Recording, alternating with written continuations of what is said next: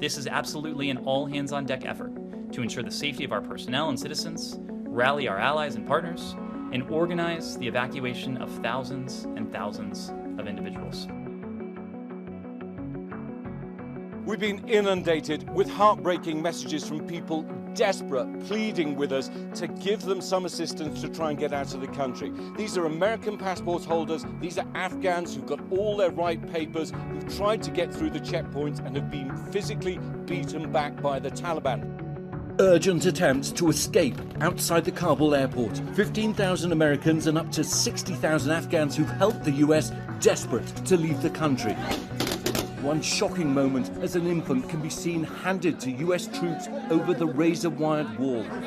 With more than 5,200 US troops already on the ground at the airport, officials say they're upping efforts to process and evacuate the thousands of Americans and Afghans who helped the US. Officials saying that overnight there were 20 flights lined up to get people out the country. This as some planes have been departing with empty seats because people can't get through Taliban-run checkpoints on their way to the airport. We've got additional consular officers now at these additional gates with additional troops helping the consular officers. American citizen David Fox is stuck in Kabul with his wife and child, desperate to leave the country.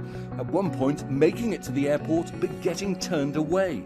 We decided, on the advice of my State Department friend, to make a run for the airport. I actually got whacked with with one of these fan belts for not moving fast enough. And it's not just Americans desperate to get out. There are reports that Taliban officials are now conducting door-to-door searches for people who worked with US allied forces. COVID hospitalizations hitting their highest point since January. Now nearly 93,000 patients seeking care. The crisis deepening in the South. In Alabama, ICUs are 100% full. We're experiencing wait times in the emergency room like we've never seen. They are waiting for hours and sometimes more than 24 hours in the emergency department so that they can move upstairs to get a bed.